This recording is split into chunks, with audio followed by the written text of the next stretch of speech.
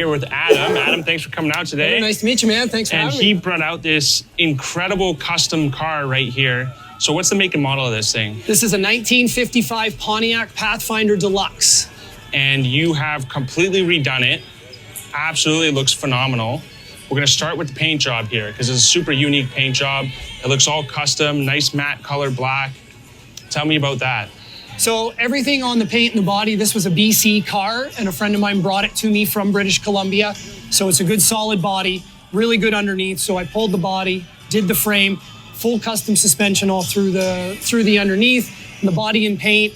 I went with a 30% satin black on the outside, and then I've been a lowrider kid my entire life. I've had multiple cars, 6.4 on hydros. I've done a lot of lowriding, and I wanted to do a full lowrider West Coast, California paint job on this car.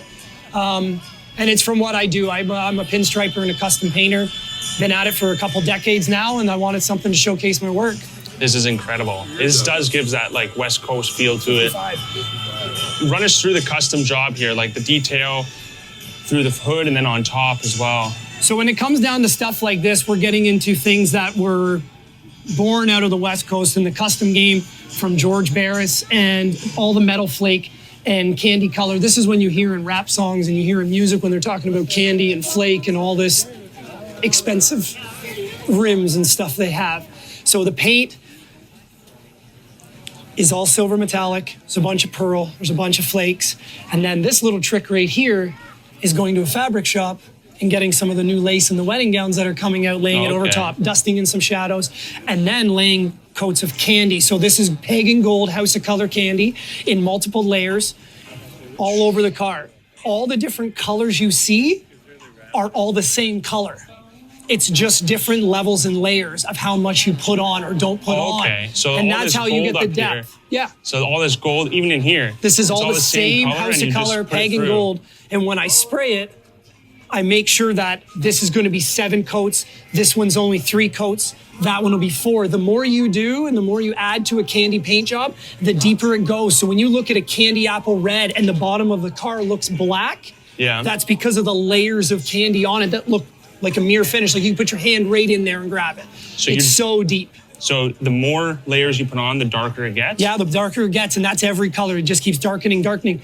So when you have a silver base or a gold base, and you add all the metal flake and the pearls in there, whenever you lay that over top, it adds all that depth and reflection to it, depending on the levels of the candy you lay down. That's incredible. It's a tinted lacquer pigment that you can put into clear coat, and it adds depth with every coat and pass you do. Right on. That's so cool. Well, it looks incredible. And even like the fine detail everywhere is just unbelievable. Yeah, so that's all the lowrider scroll and pinstriping that I do. This is all red variegated gold leaf that's in here, here, and here. These lines around here are 24 karat gold leaf, Manetti leaf from Italy. It's throughout the entire car. The trunk's got it all over it, all engine turned for the name of the car. It's on the bike. Yeah. Well, that's incredible. And you got the tires here, the wheels here matching with the rims and everything. I did the same thing, yeah, gold candy. Gold candy. The same color, just? Yeah, it's just the same color. So what I did was I wanted to tie in, I didn't want the same gold candy on everything. So I tied in that amount of coats with this amount of coats. Okay. But I tied in this amount of coats, which was 3, with that flame in the center. Okay. So I tied things in so that there's different levels and that it wasn't just one solid color of gold all the way around it. That way this ties with here, that ties with this, these tie together, and so on. So you have a uniform, and it brings a multitude of colors and patterns and a bigger palette to the car. That's absolutely incredible. I love that. Even up here, just get this on top here. That's so cool. Yeah, did all the striping. I've been doing this stuff since I was a kid, and all the old hand lettering like you see on signs and tattoo shops and windows. I've been doing that stuff for decades. So how much time does it take you to do something like this? Like not the whole the roof build, itself, but just the roof, say. The roof itself probably took, I'd say, give or take, almost a month. Oh, yeah? I could have done it probably a little bit quicker than that, but I wasn't on it every day. I was working on it.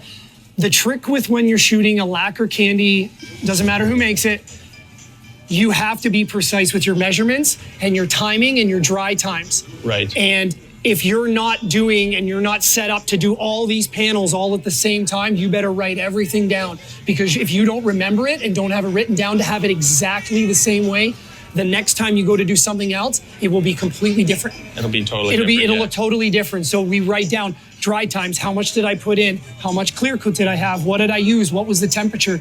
Make sure you never shoot in a storm, because if the power goes out, you're done. Right. Because you can't have stripes or lines in it. So as the soon as you do it, dry time makes a big difference. Huge, right? Because that flash time is allowing your thinners and allowing your reducers to evaporate out of there so the pigment can dry. And if it's too wet and you get a run and this thing starts to sag, it'll pull that pigment down and you'll end up with, and you'll never get it out. It'll be stuck in it. You'll have to sand it down, redo the base, redo the pearls, the candies, the flakes, and then reshoot it all again. Well, we can definitely see the passion that you put into this paint job and the precision. It is an absolute, it's an art piece. Like, it's an art piece. Yeah, and that's what I wanted. That's what I did. I did these on bikes. I've done so many bikes. I've done a ton of cars. And this one here, I just wanted to make sure I went full out. I did the fender skirts down on the bottom. They're different on each side. I added in all different. Those. So those are just little low riding. Cool. Those are different effects from the mini trucking and low riding days. You've got your scales, you got your fan patterns. They did 3D blocks. This is all stuff they toyed with the 60s and the 70s and the 80s, coming out of the custom culture, and then low riding in California took it over. We got to see this interior though. Oh, the old Mexican blankets. That's what they it came looks from like right to here me. at the gift bowl. No way. Yeah, when the gift Actually? bowl was open like 7-8 years ago, when it was still open and it was still a little gift shop and everything. Yeah. They used to sell all the Mexican blankets in there for like 20 bucks a piece. So you just grabbed those and then I put them in? I restitched everything, bull hooked everything underneath, sew it all together, and put them all in so they're actually proper. They're not just tucked in, so they're actually... They're on there. Like, that's the upholstery of the seat right there. Yep. That's so cool.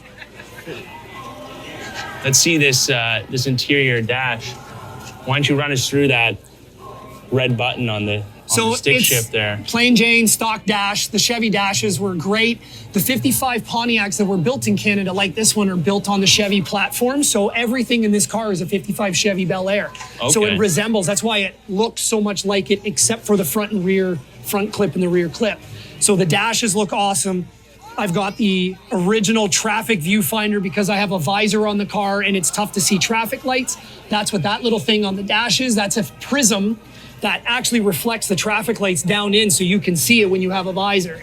No way. Yeah. And then the shifter handle is one of my paint cups from me doing candy on this car, so I used it as the shifter knob when I built my shifter for it. That's and awesome. inside that red button turns on the my old Trico purple glass lights that light up the bicycle that are mounted on the bumper that are a lowrider accessory. All those lights have become very expensive and hard to get now because the lowrider community is eating up that stuff. All these little accessories matter when guys are building these high-end cars. And that's such a unique piece. Thanks for sharing. Oh, 100%. Okay, so tell me, Adam, how can people follow the story of Lead Kings, this car, kind of some of your work? We've got a lot of social media. We do a lot of stuff on YouTube. We got a full channel. It's my name, Adam Pettingill. We do a lot of traveling around North America for big shows, for the Mini Truck Nationals, Lone Star Throwdown in Texas. We're one of the big organizers for Motorama in Toronto at the International Center. We have another big show that comes up here in Rockton in Ontario, which is the show we put on, traditional hot rod show called the Jalopy Jam Up. It's in its 15th year. Traditional hot rods and customs, and that's all it is. Cool. And we get hundreds and hundreds from all over North America. The Lead Kings is just our custom club here in Ontario. Everybody knows us because we've got a good, tight community of guys. But it's how you find me, man. We're out here. Awesome, we're out here. Thanks and we're so much, enjoying Adam. life. This car Appreciate it, brother. is so cool. Thanks for bringing it out. Yeah, man. We love when cars like this come out to Sauble.